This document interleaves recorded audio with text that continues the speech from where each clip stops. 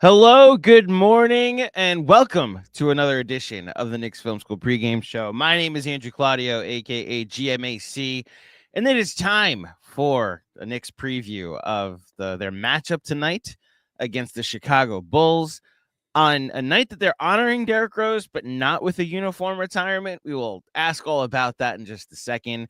It's also a morning to flush away the frustrating ending to a pretty good basketball game between the New York Knicks and the Oklahoma City Thunder. Curious how much that matchup may come up in this game, especially the Knicks now on a back-to-back, a night after Tom Thibodeau played his five starters all 40 minutes each. I'm sure my guest today will be able to relate about the coaching tendencies of Tom Thibodeau, but we'll get to that in a second as well. The Chicago Bulls come in here at 15-19 on the season. They're 3-3 in their last six. They're 6-6 in their last 12. They're 10-10 in their last 20.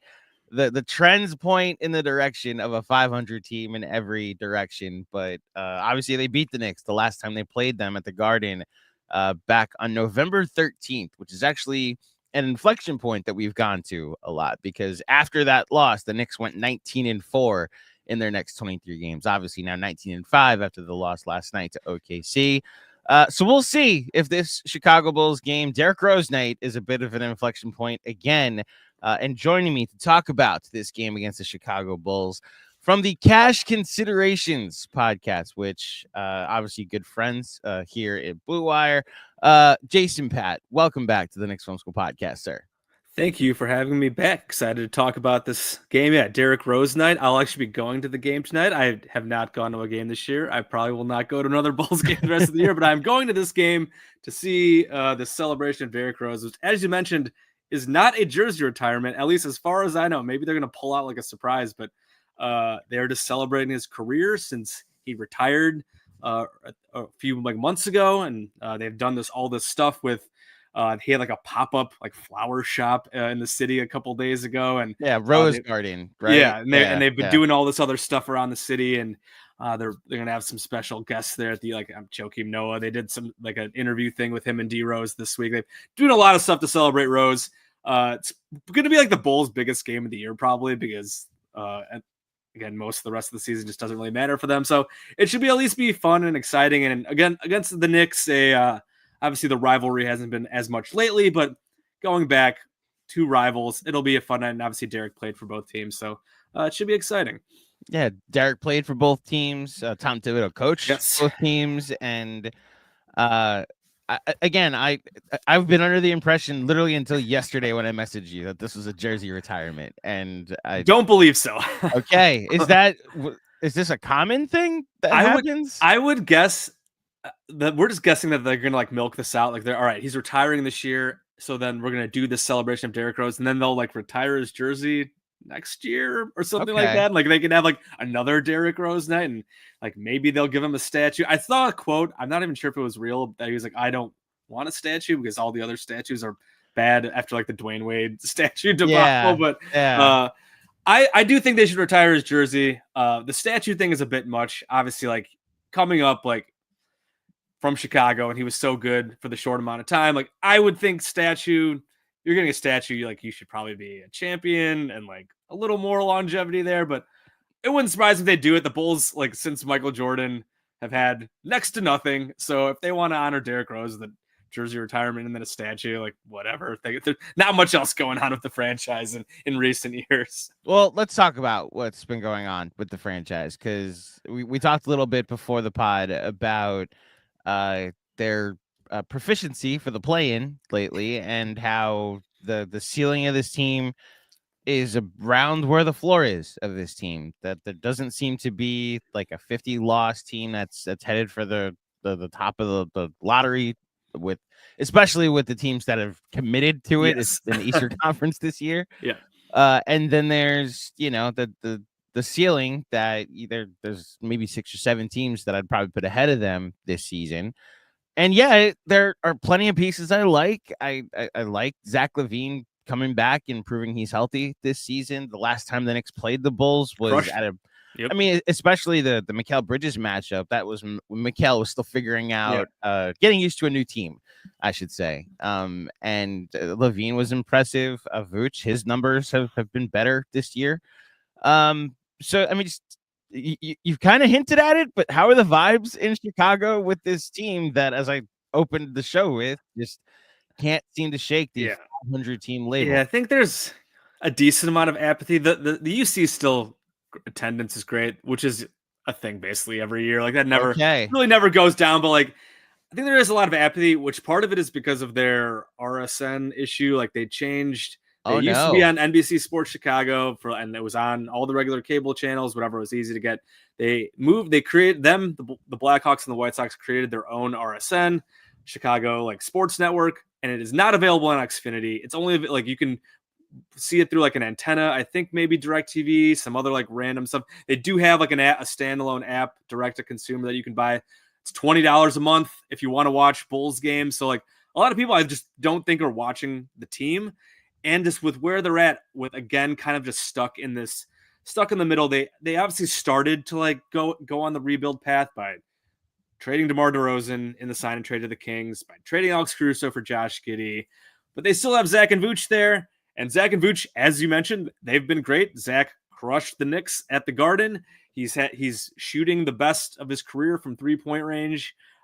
He's like at 44-45%. Vooch also up in like the mid 40s 3-point percentage. I mean, just out of nowhere, having by far the best shooting season of his career. He has regressed a little bit lately, but I mean, still in like I think the mid 50 percentage wise overall, and like 44.5% from three. And this is a guy who's 56-44. Yeah, and this is a guy who shot 29% from three last year. He's like a career 34% 3-point shooter, and he is just blowing these numbers away. But even with that, they're still 15-19. Like they're getting a lot like from them too. They're getting way more than I expected out of Lonzo Ball, who missed 2.5 years and had this rare surgery that like maybe like one or two other guys I feel like have had in the NBA. And he's come back and he's looked really good. He's like one of their best like plus minus guys. His defense is still good. He's obviously a great passer. He hasn't shot that well, but I mean, if you look at like their on-off stats and that kind of stuff, they are much better with Lonzo on the court. He's obviously limited. I think a couple games ago, he played his most minutes of the season at like 25, 26, but he's been great. But even so, those Zach, Vooch, Lonzo, they've all been like way better than expected. And they're still only 15-19. They've gotten a lot to go their way late in games. That first Knicks game, the Knicks had the big comeback. They come and it's like, all right, they're going to win this game. Like they're at home, they're rolling. Cat was having a monster game. Brunson, big baskets on the stretch. But the Knicks lose because Josh Hart follows Kobe White's hair. And then Jalen Brunson has a shot. Literally, I don't think I've ever seen a shot not go in the way as far down in the cylinder as it got. So like that, like they won. The Bulls won that game like in crazy fashion. They've won several other like really close games. There's a stat I've been tracking where if the game is within 3 points, one possession basically in the last 30 seconds, the Bulls have not lost. They're 6-0 in those games in regulation. So like they're not good, not a good clutch team in general. But if you look at these like toss-up games that come down to like the last couple possessions, they have not lost yet. So like you look at their overall like net rating, point differential, whatever you call it, it's bad. It's like -3, -4. They have the metrics of like a 30-win team, but they're at 15-19. They're still in the 10 seed, which is basically where they've been the last couple of years. We're still waiting. Are they going to trade Zach? Are they going to trade Vooch? Can they trade these guys? Their market seems like it's absolutely nothing. Like Lonzo's another guy. Can they trade him? But right now they're just kind of, again, meandering along with these vets leading the way. The young guys have been okay, but there's no like real like blue chip young guys. You can, if you want to count Modest Pizelis, you can, but he's not playing much. He's playing like 13 minutes a game. So it's kind of, they're still just kind of stuck in this like weird middle zone where they're good enough right now to be a play-in team, but like they want to trade, or they should want to trade these vets. And they also owe their top 10 protected pick to the Spurs. They had an incentive to be bad this year. And right now, like the big thing is like that we talk about like on cash considerations all the time is like just like looking at where they're at in the Tankathon standings. And like they're right on that edge of like 8, 9, 10, 11. And like the worst case scenario this year is if they like give up the number 11 pick to the Spurs. Like you're heading into a rebuild and you give up a lottery pick because of the DeMar trade. Like that'd be such a bad thing. So we're just like, they need to make some moves. They need I'm not a big like tanking guy, but like this is the year where they like kind of have to do it. Right. But like Zach, they're getting all these things that are helping them win games, but they're still not good. So it's like if they were overachieving like a big way with like young guys leading the way, and it was like and that kind of thing, like all right, I can live with that, whatever. But like when it's like Zach, Vooch, and Lonzo, and it's like they're not parts of the futures of this team, it's like what are we doing here? Like what is the point of the season? So it's been interesting and kind of weird. Yeah. So 3 things. First of all, every Knicks fan, well, most Knicks fans, I should say, can relate to the RSN, the Regional Sports Network issues. Little New York insight. Recently, MSG, the network where all Knicks games are played on, became unavailable on a cable provider called Altice, like Optimum, basically. Yeah. And the majority of Knicks fans here in the Big Apple, like my parents, like can't watch Knicks games now, and this is one of the more fun seasons. Yeah. I switched to DirecTV this summer, so I am not affected by it. I guess if you have Fubo or one of the digital cable apps, you're okay. But like they have this app, the Gotham Sports app, that you can get the Knicks, the Devils, the Rangers, the Islanders, the Yankees. But like everybody hates it, and it's like you could pay directly for that if you want to, but everybody hates the app and like the RSN issue. This is now a second big market that I'm hearing has this issue going on, and it's like another streaming like service you like have to buy, like just like I still have cable, I still have Xfinity. I've never cut the cord because we use it a lot, and it was nice. It's just NBC Sports Chicago, like we could watch all these games, and now like these teams are off. Like again, it's $20 a month for the Bulls, or if you for one of the teams, and if you want to watch like all 3, it's like I think $30 a month. So it's just it's annoying. I have not signed up yet. I use other ways to watch Bulls games. I wonder what those might be. The second thing, and you talked about the top 10 pick protections. So the Knicks obviously traded Porzingis to the Mavericks, and it was for an unprotected first, and then 2 years later, a top 10 protected first. And that pick was almost going to convey 2 years ago. Remember when the Mavericks suddenly tanked their last 2 games? I think one was against the Bulls, actually. That's right. Yeah. Second to last game of the season, and the Mavericks were winning with 10 minutes left, and it was as if Cuban signaled to the bench, like, no, you need to sit this 10th man that's having a good game. Yeah. I respect the chess move, but Knicks fans were watching that with a lot of interest, thinking like, oh my gosh, this is like the Knicks they traded for Josh Hart. They're having this great season, and we're going to get the 11th pick. Great. And the Mavericks end up tanking, getting the 10th pick, and they end up drafting Derrick Lively in that draft, which obviously has worked out well for them. So I wonder if the Bulls use similar chicanery to ensure if they're within range. But the hilarity that I've been thinking of is if they do make the play-in tournament, and like they have to, and they tank a play-in tournament game, which would be very funny. I still am holding out hope that like the Sixers actually get their act together. They did, and then the last 2 nights have been a joke. The Bulls were ready to fall to number 11 a couple nights ago, and then the Sixers give them a 15-0 run to end the game against the Kings, and now the Bulls are still in the 10th spot, but. As long as the Sixers stay relatively healthy, I would think that they will pass the Bulls. And then it kind of comes down to like the Bulls and the Pistons. We're throwing it back to the 80s. The Bulls versus Pistons for the number 10 seed in the East. Yeah, different context this time. Much different context, not for championships, but for the play-in tournament. Yeah. But hey, the marketing's there though. You know, the Knicks, Bulls, Pistons. They're back at it again. Yeah. The third thing is more the big thing that. They have a lot of guys that could potentially be pieces that other teams would like. And I do want to talk about the actual basketball game today, which we'll get to in a second. But from the transactional side, I mean, in a perfect world, who's here? Or I guess more specifically, who's not here on the other side of the deadline? Yeah, I mean, the 3 veterans I mentioned, Zach, Vooch, Lonzo, gone. Torrey Craig. I mean, basically most of the veteran guys. Like, I know you want to have some veterans around. You don't want to just like have all young guys in your team, but like, any of these veterans with value, and like again, it's like Zach's been on the market for 2 years now, basically, and like he's been awesome. I'm a Zach LaVine fan. I think it's kind of insane that there's no trade market for him. He's still really, really good. I know his contract is big. This new CBA seems to be really screwing it because teams just don't want to like trade for a 40 5-year or $45 million player when he's not like a whatever number 1, number 2 guy. But there are several teams out there. You plug him in as like a third option, like he'd be awesome. Like I look at the Magic and Rockets as teams that could use him. Like they're the 2 worst shooting teams in the league, and like both teams have like salary they could easily put together some salary matching, and maybe you throw in like 1 first-round pick or an interesting young player. And like I'd be fine with that. Like at this point, the Bulls aren't going to get much for him, which is a bummer because he's been with the team for a long time. He's been very good, but the DeMarcus is just not there. But I just think they need to move on. And then like Vooch is having this career season, and like I wonder if teams just don't buy it. There's been some regression coming already. He's got another $20 million on his contract next year. I think $21 million or something like that. Like the contract the Bulls gave him, whatever that was 2 off seasons ago, absolutely nuts when they should have been pivoting to moving off the core of the team. They gave Vooch 3 years, $60 million guaranteed, which like in a vacuum, maybe you could argue that was okay. But like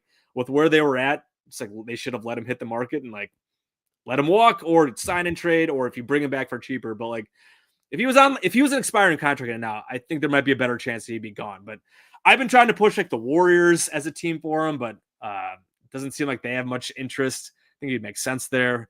But we'll see. Last night when I was kind of following along with the Spurs Nuggets game, I'm like, oh, like they could use a good Wemby backup because Zach Collins stinks. Trade Vooch to the Spurs, and maybe they could mess with those top 10 protections. I don't think the Spurs would do that, but yeah, those 2 guys, I mean, just are the clear ones they've been trying to move. And again, Lonzo, if you get a 2nd-round pick for Lonzo Ball, he can still help you in 20 minutes a game. Again, he's been really, really good. And like I mentioned, Torrey Craig just basically won the Bulls the game the other night against the terrible Hornets. Like the Bulls were awful, terrible game. Torrey Craig hits like 5 or 6 threes, a point of consternation because like he was playing more than Modest Buzelis and some of the other young guys on the team. And it's like, why are you playing this 35-year-old veteran big minutes to win a game against the terrible Charlotte Hornets? Like, play your young guys, and if your young guys win you a game, that's great. But if not, like, why are you playing vets?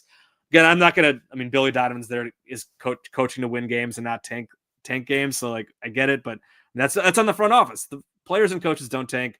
It's on the front office to put the right positions, guys in place. So, like, those are the main guys. They also should be thinking about Kobe White and Ayo Dosunmu possibly because they're on such cheap deals.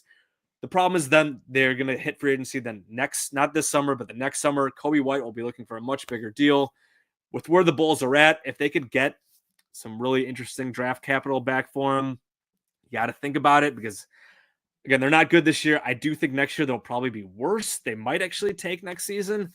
Who knows? I guess you never know, but they should be open to anything just because with where they're at, they have they don't have much draft capital on the in their coffers.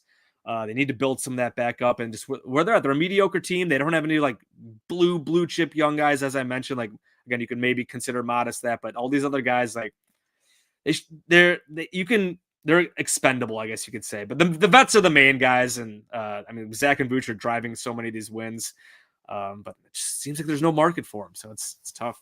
So that's ideally what you want on the other side of the deadline. Yeah, right? I mean, I want them to go young. I want them to tank the season and keep the top 10 pick. They just really need to keep this pick. And like, again, Vooch is 34. Zach is pushing 30, and he's been around forever on this team. And I think he would love to go somewhere where he can actually contend. And I'd love to see him on a contender as like a number 2, 3 option. He's been miscast as a top guy for here so long. I'd like to see him go win some games and maybe prove that I think a lot of people have negative kind of notions of him as a player because he's been miscast as this like number 1 guy. He's not that.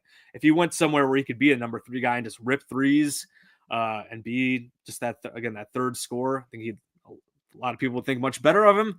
And yeah, so if they were able to get any value for them rest of the season to develop the young guys that you do have and lose enough games where you keep that top 10 pick, that's the ideal scenario for me. Well, so that's where I'm going with this is that so like a couple of years ago, it's ironic. The Knicks had that first year post pandemic with Tibbs where they won 41 games. They were the 4 seed. Like that was a 72 game season. Yeah. So the equivalent of 47 games. And it was unexpected how much success they had. And then they re-signed a bunch of their 1-year guys. They brought in Evan Fournier. And then there was this very middling team that was hovering around 500, had a rough stretch in the middle of the season when they went 3-17. And the the emotions from the fan base were like, all right, let's get back to that rebuilding team we thought we were going to get last year with RJ Barrett and Obi Toppin and Quentin Grimes and Emmanuel Quickly. And they never pivoted, like it was like, no, we need to see more Kemba Walker and Alec Burks and Evan Fournier. And like they were caught between this rock and this hard place of a coach that's clearly trying to win games with veterans, a team that has not given a clear directive of, hey, your job is safe. Let's see what you got in these young guys, and just like a struggling Julius Randle.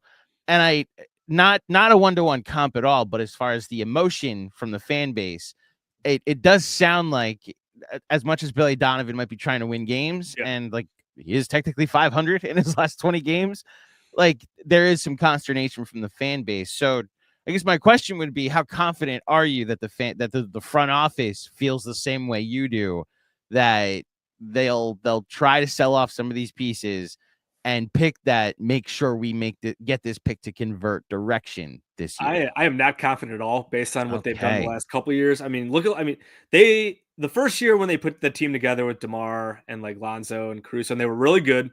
And then Lonzo gets hurt middle of the year. They finish the year awful. They get smoked by the Bucks in the playoffs. It's like, all right. And then they realize Lonzo's not coming back next year. They started the next year bad. They were under 500 like nearing the trade deadline, but they did not. They should have started pivoting then. They're just like, DeMar and Vooch are getting up there in age. Like, we tried this. It didn't work. Lonzo's hurt. We're not any good. We're mid. Try to sell high on like DeMar. Try to sell high on Alex Caruso. Maybe try to trade Vooch too. But they just kept going with it. They signed Patrick, but they didn't try to get better either. So their move was sign Patrick Beverley, and then they went 14-9 in like the bozo like March, April part of the season, and I think that fooled them into thinking, oh, like, yeah, this team is like they're just the continuity. They pushed the continuity angle. Like, we just need another year for these guys to play together, and it's like, no, like we've seen all this, like without Lonzo, this is just like not working. And then again, they do it again last season, and again last season they were 4 games under 500. They should have been worse last season. DeMar pulled so many games out of their butt. But they at the trade deadline, okay, DeMar's expiring. Caruso, let's trade something for Alex Caruso. Andre Drummond is expiring. They could have gotten 2 second-round picks for Andre Drummond. They did not. He walked to the team that was going to trade them 2 second-round picks, the Sixers. Alex Caruso, there's all this reporting out there about all the different trade packages that were out there for him. They end up trading for 1-to-1 for Josh Giddey. DeMar, they got like a second-round pick in Chris Duarte. Like, just waiting so long, just being so reactive and not proactive on the trade market has killed them. And now, like, there's obviously reporting out there that they want to trade Zach and Vooch and Lonzo, but like, how willing are they like to bite the bullet on like a quote-unquote bad deal? Like, if you trade Zach for basically like scraps, like, will fans be mad about that, or will they just be happy like, all right, like, we're finally moving on and rebuilding? At this point, again, I'm fine with. I would love to get at least one like asset out of it because he is good. But at this point, they just have not shown an ability to just like, again, be proactive with these moves. And they seem to have been content with, all right, we're going to chase the play-in. Let's get like a home play-in game. Maybe we'll get lucky and get in the playoffs and get a few home games for the ticket revenue like that. And because like last year there was reporting out there that they had like a mandate to chase the play-in / playoffs, even though they were, again, mediocre once again. And they started 5-14 last year, and then they started playing better. They have these like stretches where they have some nice wins and they play okay, like they've kind of been doing lately, where it's like, all right, hey, maybe like, if they could catch lightning in a bottle, they could be like a threat. And it's just like, no, like it's the same thing going on for 3-4 years now, where they're clearly mediocre. They're not a threat anywhere.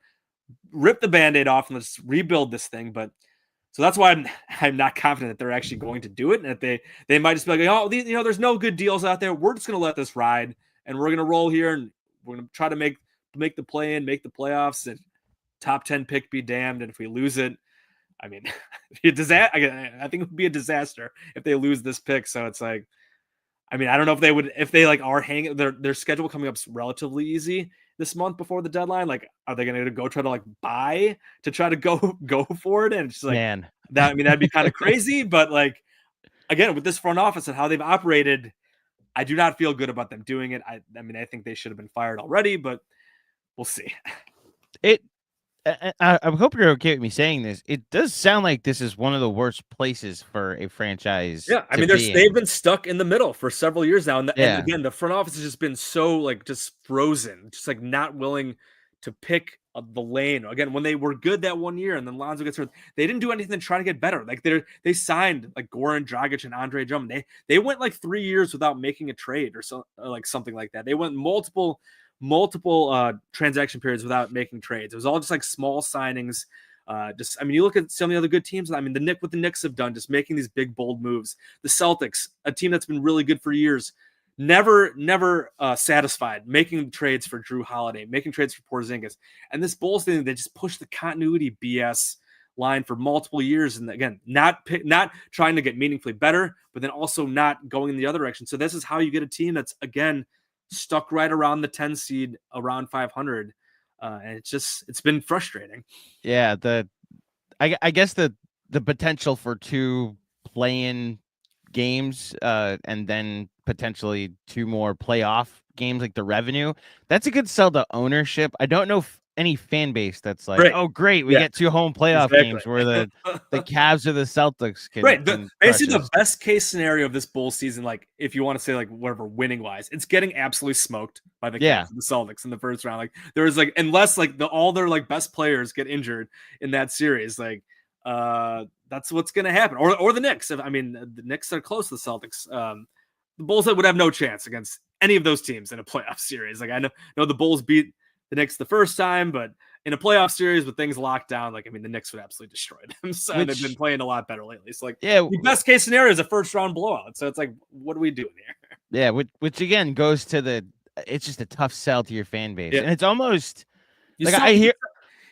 I hear what you're saying about like what you can get back for Zach LaVine, and like the market does kind of dictate what move you eventually have to make. And there's like 5% empathy. Like I'm 95% on your side on what the front office should do. Like they should pick a direction. It's 5% empathy that you don't want to like lose someone for nothing, he's been a really good player if you've undervalued them. Yeah, really good player for a long time. I think he's underrated at this point. I mean, it's kind of crazy how long he's been with the Bulls. It's 2017 was the Jimmy Butler. I made a joke about now that Jimmy's on the trade market, trading Zach LaVine for Jimmy Butler again. It's a homecoming. Why not? Funny. Yeah, he's so funny. But he's been here for now 8 years, basically now. He's been a good soldier through a lot of losses. And it's crazy that he's still here. Yeah. And look, I think the underrated aspect that it sounds like this front office is not calculating. There is an asset that you get if you do sell off these pieces. You keep the pick. Well, you keep the pick, and it's playing time for your younger guys. It's absolutely. The information gathering is something that a lot of organizations that aren't necessarily winning a ton, but are in, going through the rebuilding stages. Like look at what OKC went through before they took the leap that they've taken now. Like Orlando went through a similar one that included the Vooch trade. I think Toronto's literally doing that right now.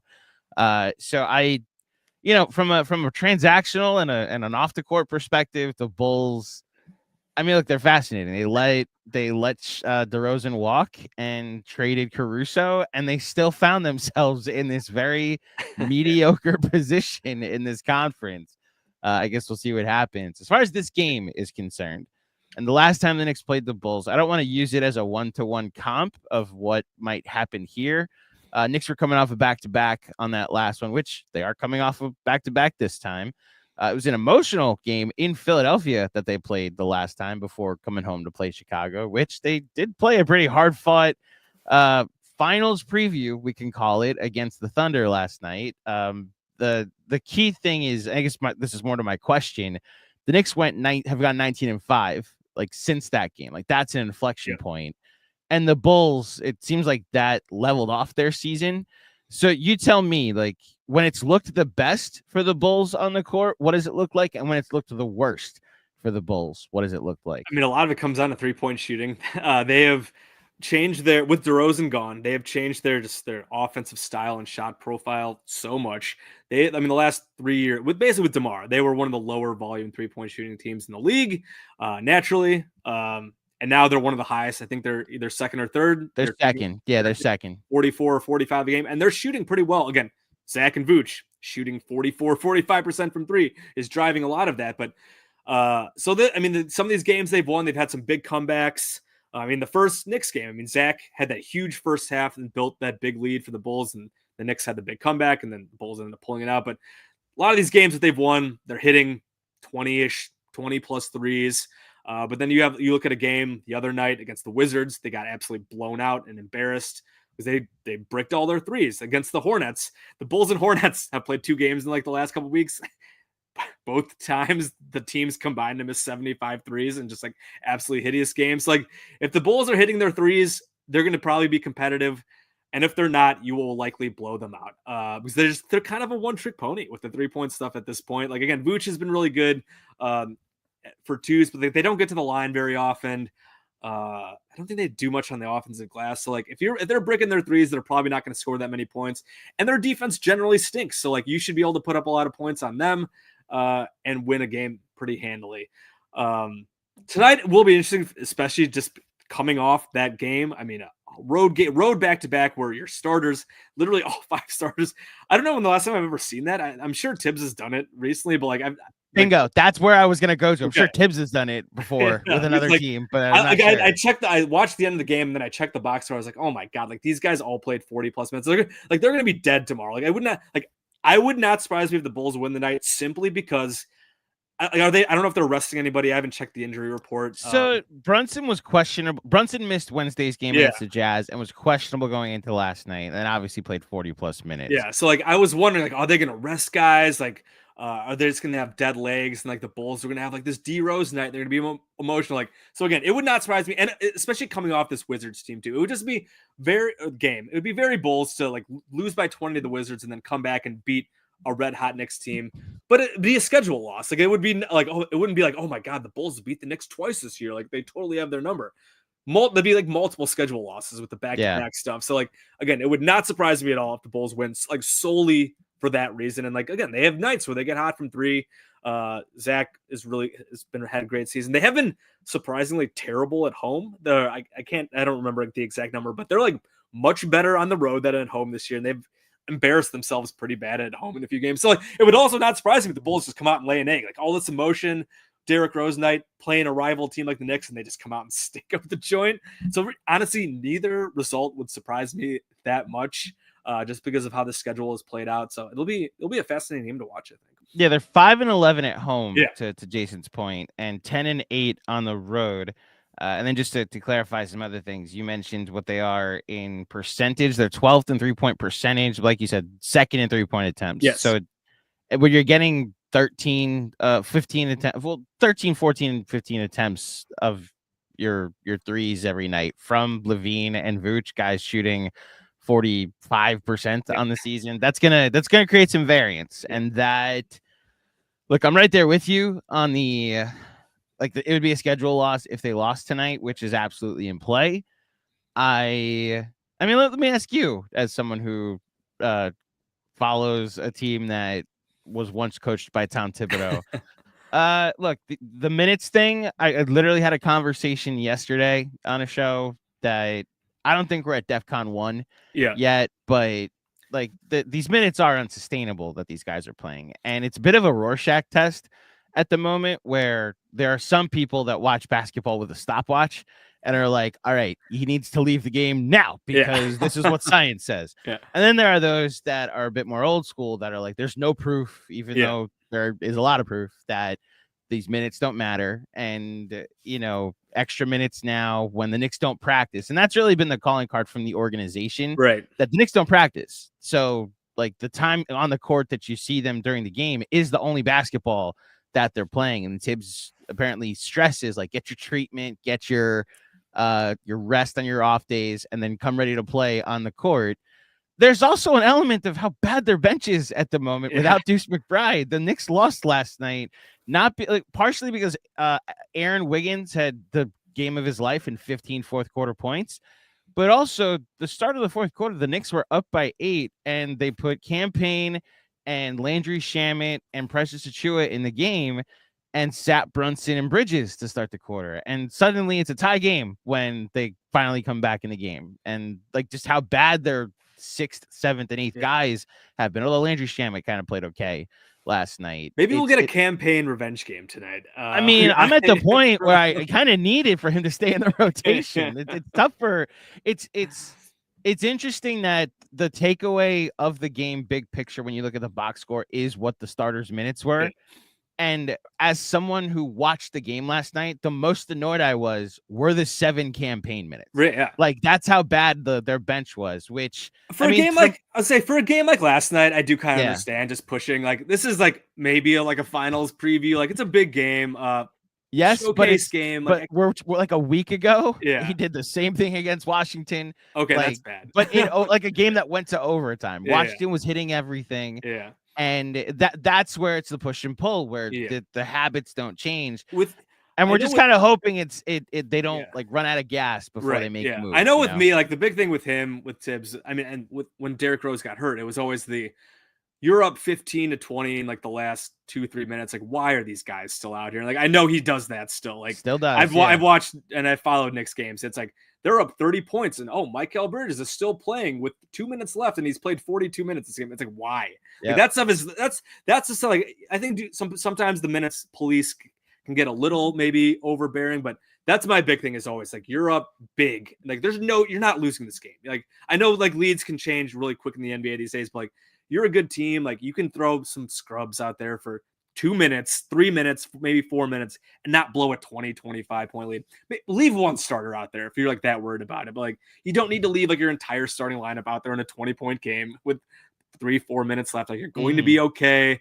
Like, it's just so rare that you're going to blow a game like that. And if it does happen, like, I guess whatever. But like, if you keep leaving them out there for that long, like the injury risk and just the added unnecessary miles, like, that's always been one of the big things. Because that was the big, like, when Derrick got hurt, that was a playoff game. They were only up by like 12, but it was still like there was like a minute left, and it was like, why was he still out there? Like, the game was in hand, and that's still kind of a thing. So is it still like, do Bulls fans still talk about that specific? And like, is the blame pointed at Tibbs for that injury? I mean, maybe a little bit. It's obviously been so long ago now. I would have said 12, 13 years ago now, but I know for a long time it definitely was like, because then like even coming back from that injury, like Derrick played huge minutes like coming off the ACL injury, and then he had the subsequent like meniscus tears and stuff like that, and obviously his career was just never the same. And I do think, actually no, I think it was actually that season. I think I might be screwing this up. That season, he was like in and out of the lineup all season, and then he'd come back and he'd play like 40 plus minutes coming off like an injury, and it's just like, you do wonder if like that kind of led up to then the ACL tear in that playoff game, which happened again in the last minute and a half when you're up double digits. Definitely there was some resentment there, I think, for a while, but I mean, the Bulls have been absolutely garbage since they fired Tom Thibodeau. So like, he obviously is a very good coach with this one blind spot that's just still there. We know he's just a grinder, he's a competitor, and it'd be nice to see him learn like a little bit from it, but it's still doing his thing, and I like to make jokes about it all the time. And look, I thought Mark Daigneault made a good point last night in his post-game comments, because he was asked about how like Tibbs is playing all this guys 40 minutes. You went 10 deep when you're missing Chet and Caruso, and part of that is roster construction, but you know, Daigneault even said, like, I got respect for Tibbs, and everybody's running their own race. We have the depth to go 10 deep. He feels he doesn't. And I have to throw him some bail that the bench minutes were awful last night. And in a finals preview, I understand that game, him going a bit deeper. And look, we just spent maybe 7 minutes talking about the minutes situation, but just said minutes a lot in like 30 seconds. And yet the positives of Tom Thibodeau are just all over this organization and its culture, the way he's maximized so many guys. Like, you show up to a team and you see like a third best offense in the NBA, a defense that's only gotten better as the season's gone along, with Karl Anthony Towns and Jalen Brunson on the floor for the majority of it. And it's like, oh, this is Tibbs. His teams figure it out as the season's gone along. And it's why I think, weirdly enough, the Bulls become a bit of a checkpoint because of what happened the last time the Knicks played the Bulls. That was the team that, like, they sleepwalked for 2.5 quarters, and then like the defense just was very easy to carve up. And now we get to see like another tired team. Now they're going into Chicago, And I mean, let me get your thoughts on the Knicks before we get to some questions. Like, in your opinion, the C word, the contender title that's potentially on them right now, like, where do you put them in the hierarchy at the moment from your objective perspective? Yeah, I mean, I think you still have to have. I mean, Cleveland has been. I mean, it's shocking how good Cleveland has been. Did not. What are they? 30-4 now. 30-4. Yeah, Yes. I mean, absolutely bonkers. They've kind of kept their crew together. No trades. Like there was calls to blow them up, and Darius Garland's come back has been great. I think. I mean, the Celtics are obviously still good. They've kind of scuffled lately. The Celtics are going to be the team to beat, even with the Cavs being better so far. Like you got to Cavs still got to prove in the playoffs. The Celtics have done it. So like the Celtics are still probably like slight tier above Cleveland. I'd probably put Cleveland like a slight tier above the Knicks just because they have been just so ridiculously good. They've been deep. They got stars. They can play a few different ways. We'll see if they make any moves. So the Knicks are probably like right below the Cavs then. Tier wise, I get like maybe in the same tier. Like you could talk me into them being the same tier because I know like the Knicks, like the start of the year, they lost a bunch of close games and the defense was kind of crap. And that's kind of, I wouldn't say hurt the record because they're what 24-11 or whatever they are. 24-11. So like they could easily be like up to 12th in defense. Yeah, they could easily be like 26-9 if they win that Bulls game and some of those other early games that didn't go their way. But so like they are right there. Like I said, the Cavs have just been so good, right? I'd still probably put the Knicks a little below them, and then them below the Celtics just because they are the reigning defending champs and they are still really good and their point differential is sick. And like I would put them clearly ahead of a team. I mean, like the Magic have been, it's unreal how like good the Magic have been with all their injuries. Like their shooting and offense is really rough. Like even when Paolo and Franz come back, and I know Jalen Suggs got hurt last night too. Like that's snake bitten, man. Yeah, seeing the Suggs injury is just like, are you serious? Yeah, I know. Suggs goes down now. So like I do think like the third spot is right around where the Knicks makes sense for the Knicks, behind the Celtics and Cavs. And I think that I said I would take them to beat the Magic. It's the Magic just don't seem to have enough shooting. Maybe like I said, if the Magic traded for Zach LaVine, I think they'd be really sick, and that could vault them up a little bit. But and then in those other teams, like the Bucks have been weird, and the Knicks are better than them, I would think. Obviously, in a playoff series, Giannis would be the best player, so you never know there and stopping him. But and then we'll see what happens with the Sixers, the Heat. Who the hell knows? Yeah, with the Jimmy stuff. So like, I would consider the Knicks like a contender. I think like I wouldn't pick them to win. Like I'd pick them to lose in series to the Celtics and then and the Cavs probably. But I think they could. I think they could win. Could win those series if things went their way. You do worry about guys just petering out like what happened last season. Like they should have been in the conference finals last season, and that the Pacers series was just kind of weird and with the injuries and stuff like that. So hopefully that will not be the case for your guys' sake this year. Because I would love to see, healthy, I would love to see those kind of series against the Celtics or the Cavs and see how that matchup was. Cat has been awesome. OG and Mikel's figured things out. I know there was all those memes and all that stuff about his shot early in the season. He seemed to have figured things out, and obviously Brunson's awesome as well. Mitchell Robinson, we'll see what happens with him and if they make any possible upgrades on the trade market. So yeah, I think they're really good. I think they certainly have a puncher's chance in making the finals. And would I pick them? No, but they're really darn good. And like I said, I'm jealous. I would love a really good Bulls team to watch. Yeah.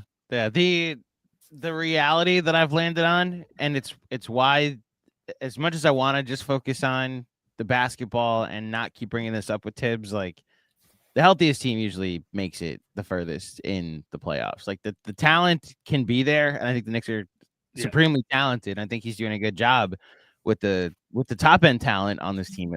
But yeah, I'm hoping that they're healthy enough to make a run where we get to find out what they do in a series against Boston or find out what they do in a series against Cleveland. But we'll see. We had plenty of season left, plenty of transactions that still could be made. And they're, like you said, they're 24-11. So we'll see what happens. A couple questions from people watching live. Thank you, everybody, for tuning in to this Saturday morning edition of the Knicks Film School pregame show. We'll start with Dom Cappuccini with a super chat. Thank you, Dom. Why the halfway measure with Derrick Rose? Obviously, they're honoring him, but not retiring his number.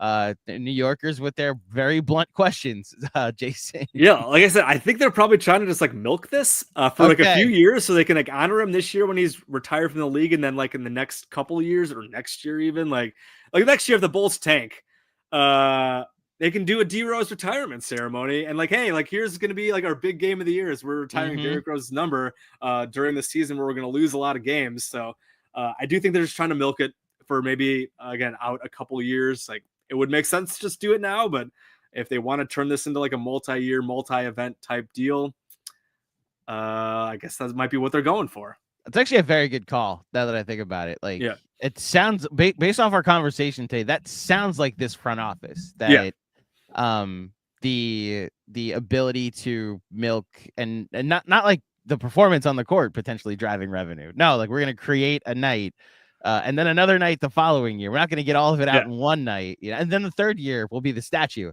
that potentially gets built. Yeah, well, that he does not want. That he doesn't want. I have no idea if that quote was real, but that's not what he wants. So that's a good answer.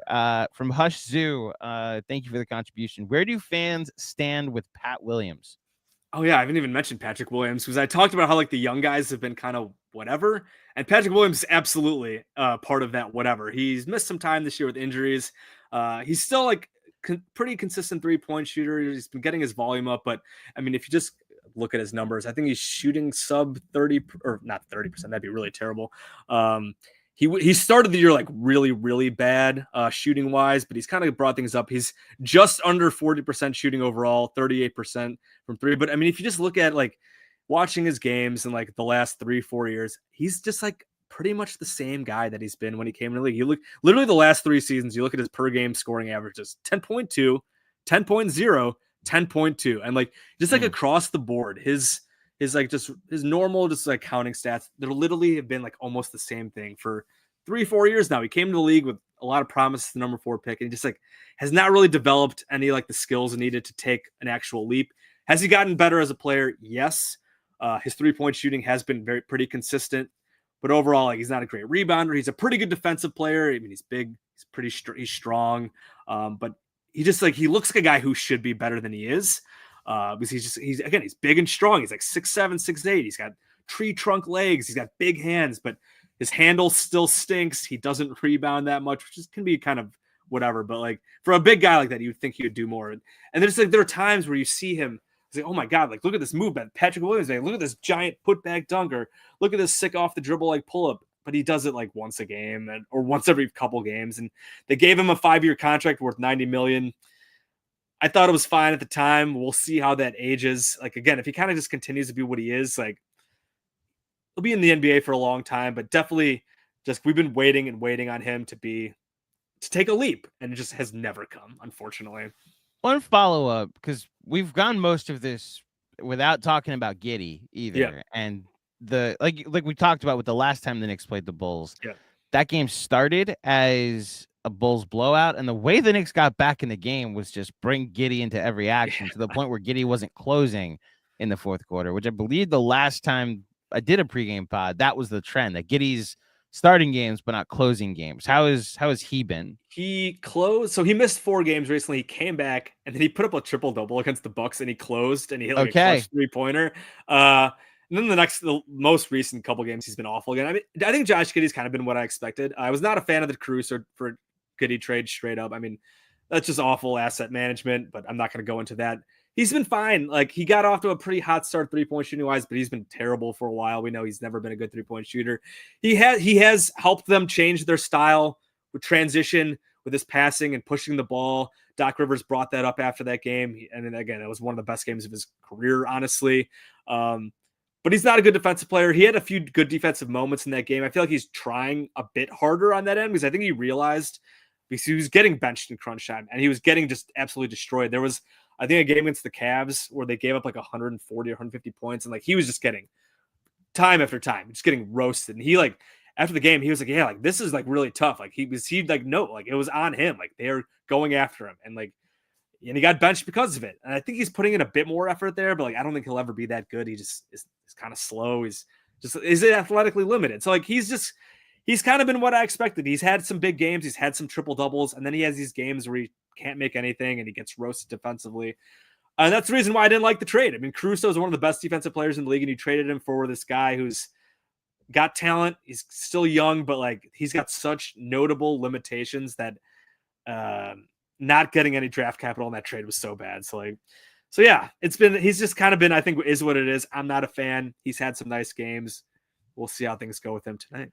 So one thing about Josh Giddey, specifically against the Knicks, I know he only had 5, 2, and 6 in that last game. In his career against the Knicks, he has 3 triple doubles and is averaging 16, 9, and 9 with a 56% from the field, 53% from 3, and a 61 career true shooting in 6 games. So I understand how you feel about him and what you've seen on the season.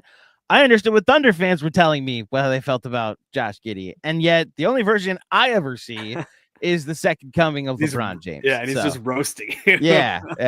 Last question, guy who changed his name. Don't bother me, I'm busy. First, he asks, how much sleep did you get? Enough. Busy as Tom Thibodeau would say. I got enough.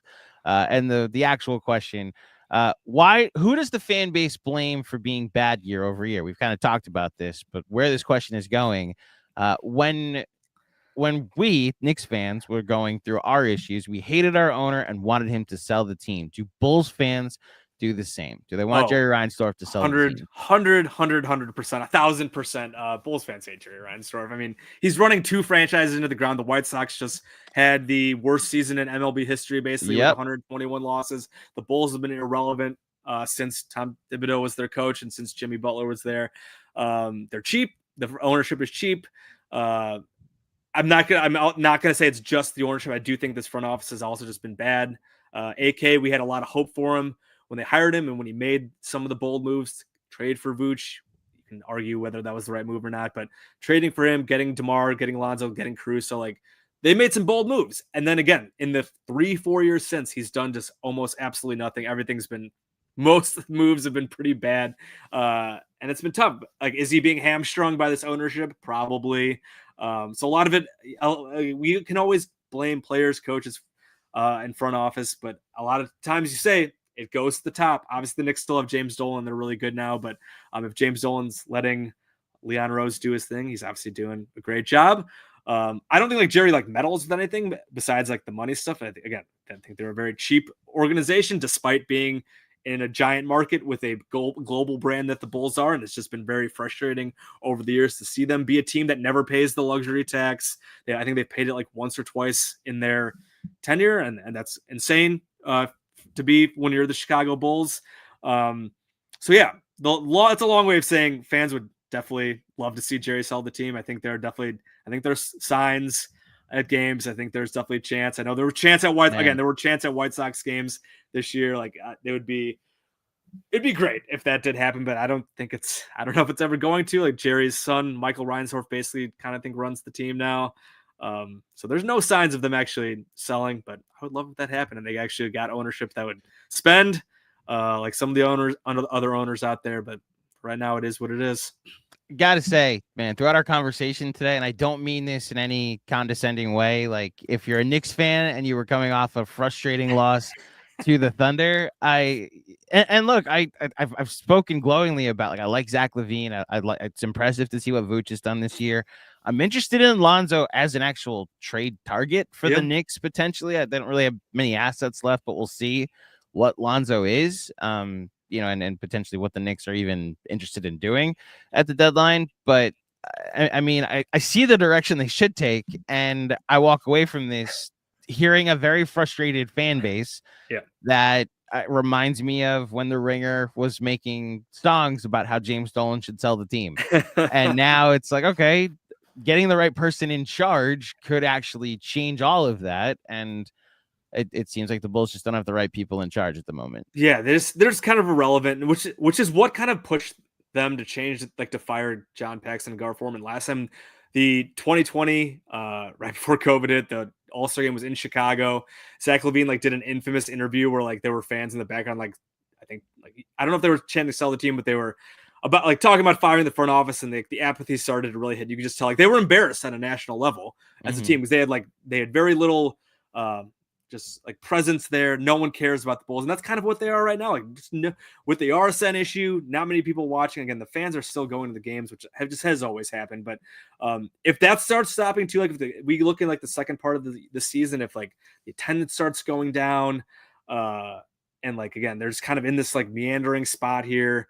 If they lose the pick, like I do wonder if they will think about changing at the front office, because it's just been so bad. But again, if it's still the same ownership, do you trust them to get it right and get the next hire right? Not really. So it has been a very frustrating. I mean, again, since they haven't been relevant since Tibbs, and it's like since Jimmy kind of turned into a star, and that's a decade ago at this point. They've had one playoff series. They got smoked by the Bucks. They've been in the play-in a couple times and embarrassed themselves there a few times, and that's it. And it's been a rough year since rough time since me and Ricky started Cash Considerations. Like we are dying to like talk about good Bulls basketball, and just it's been years now of mostly bad and frustrating. And like I just want them to start trending in the right direction, but they actually have to pick a direction to do that. So we'll see what happens. Well. I hope it's not at the expense of the Knicks, but I do hope you get that in the sooner rather than later, Jason. Thank you so much for joining me for this edition of the Knicks Film School pregame show. I know we went a little long, and I appreciate it. Oh, good. I always end up rambling, so I always go long. It's fine. It's a podcast, so I appreciate your rambling. Before you get out of here, please let the fine folks at home know where they can find you and the Cash Considerations podcast. Yeah. Cash Considerations, part of the BlueWire network. Love the BlueWire fam. It's me and Ricky O'Donnell. We usually record like once a week. Just talking about the Bulls. We'll probably record something next week. We'll talk about this game, what happens to D Rose night, since I'll be there. Whatever happens tonight, I'm gonna have fun with the Rose thing. So like if the Knicks, I mean personally, like if the Knicks win by 20, and I get to enjoy the D Rose stuff, yep. I'm good. Like I'm totally happy. It'll be totally fine there. So we'll see about that. And then also follow me on social media. I'm at Bulls_J on Twitter or X, whatever you want to call it. I'm also on Blue Sky. I'm at BullsJ, no underscore there. And then also please check out clutchpoints.com. I kind of run the show over there. So yeah, that's it. Thank you so much for having me, man. Always a pleasure to talk Bulls and Knicks. Absolutely. I hope you get exactly the night you wanted. Yes, by the way, I'm Knicks sure. win by 20 and they honor Derrick Rose. Thank you, Jason, for joining me, and thank you everybody for tuning in to another edition of the Knicks Film School pregame show. If you dug it, please head over to iTunes, drop a 5-star rating and a review. A reminder, because I forgot to do this and I got yelled at last night when we were at T Squared. Shout out to everybody that came to our watch party last night in the city, and we have another one next Friday against the Oklahoma City Thunder when Isaiah Hartenstein comes back to the Garden to play the Knicks. So come there, be there, or be T Squared. We'll be there at 6:30 for the game that starts at 7:30. So join us for that watch party. We'd love to see you all there. And until next time, which they've played the Magic. This will be the 4th time in a calendar month, so I cannot promise I'll be doing a pregame pod on Monday, but at least be back next Wednesday to talk about the game against the Raptors. But until next time, thank you for listening. Thank you for watching. Enjoy the game tonight, and I will speak with you soon. Peace.